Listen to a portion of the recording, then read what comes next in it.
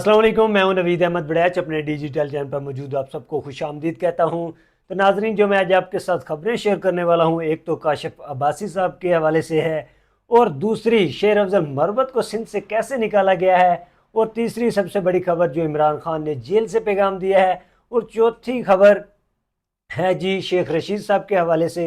और नाजरीन, मैं अपनी खबरों का सिलसिला शुरू करने से पहले आपसे गुजारिश करता हूँ कि आप मेरे चैनल को सब्सक्राइब कर दें, और अगर आप मुझे फेसबुक पर देख रहे हैं तो फॉलो कर दें। तो नाजरीन, सबसे पहले मैं जो आपके साथ खबर शेयर करने वाला हूँ कि शेर अफजल मरवत कह रहा हूँ, शेख रशीद साहब को गिरफ़्तार कर लिया गया है अदालत से।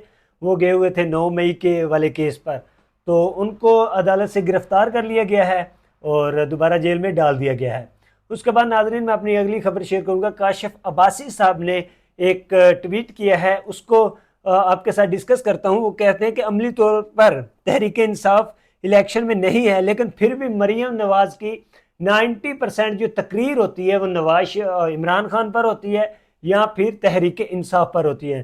तो काशिफ अब्बासी साहब कहते हैं कि 90% मरीम नवाज़ तकरीर करती ही इमरान खान और तहरीक इंसाफ पर है, जबकि वो इलेक्शन में ही नहीं है। वो इस वक्त इलेक्शन लड़ ही नहीं रही वो पार्टी, वो तो आज़ाद उम्मीदवार है। तो ये स्पीच अवाम को, जो आगे पब्लिक खड़ी है, उनको क्या सुना रही होती हैं कि हम अभी भी इमरान खान के खिलाफ हैं, जबकि अदालत उसे डिक्लेयर कर चुकी है। ना वो इलेक्शन लड़ सकता है, ना उसकी पार्टी इलेक्शन का लड़ सकती है बल्ले के थम के साथ। तो ये काशिफ अब्बासी साहब ने उनको कहा है कि आप फिर भी 90% तकरीर इमरान खान पर ही करती हैं, हत्ता कि वो इलेक्शन पे नहीं है। उसके बाद सबसे बड़ी जो खबर मैं आपके साथ शेयर करने वाला था, जनाब चीफ जस्टिस साहब ने सारा मलबा इलेक्शन कमीशन पर डाल दिया है। वो कहते हैं हमने बल्ला छीनने का जो फैसला किया है उसका मलबा हम पर न डालें, ठीक है।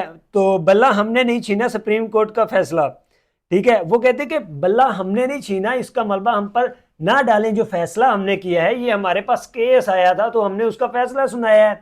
बल्ला आपसे इलेक्शन कमीशन ने छीना है, हम पर मलबा ना डालें, ठीक है। तो ये कहना था चीफ जस्टिस ऑफ पाकिस्तान का कि सुप्रीम कोर्ट को आप ब्लेम कर रहे हैं पूरे पाकिस्तान में।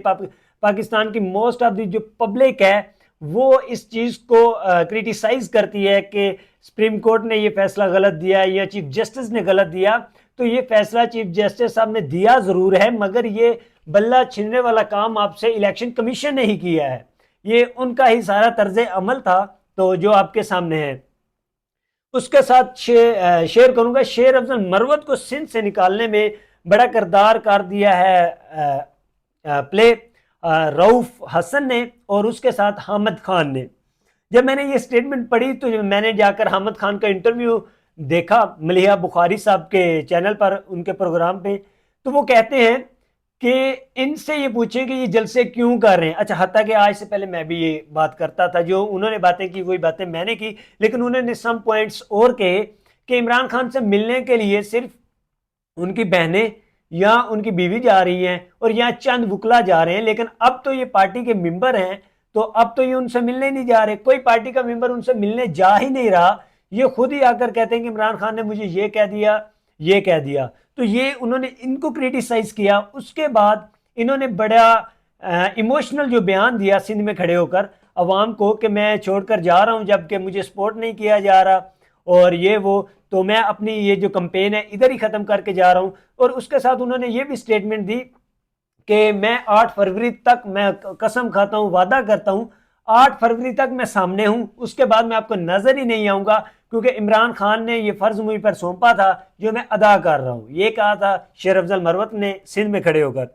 उसके बाद आ जाती है अगली कहानी, इमरान खान ने जेल से क्या पैगाम दिया है और किसको दिया है। ये उसी शाहसवार को दिया है जिसने हाथ में कबूतर बैठाए, और वो भी नकली।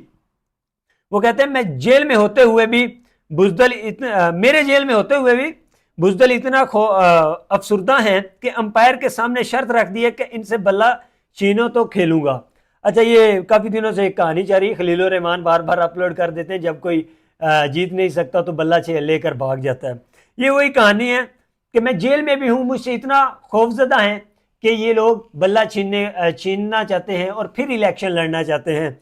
अच्छा, इस कहानी का दरअसल इमरान खान साहब को तो पता है, लेकिन नवाज शरीफ को नहीं पता। नवाज शरीफ को भी पता है, ठीक है, जो प्लान है वो सबको पता है, लेकिन अवाम को कम ही पता है कि बल्ला क्यों छीना गया। आज़ाद उम्मीदवार बनाए गए हैं। आज़ाद उम्मीदवार जाकर नवाज शरीफ से मिलेंगे, ये मैं अपनी पिछली वीडियो में कह चुका हूँ। तो ये एक इमरान खान ने उनको पैगाम दिया है कि आपसे बल्ला भी छीन लिया गया है, फिर भी मेरा इतना डर है।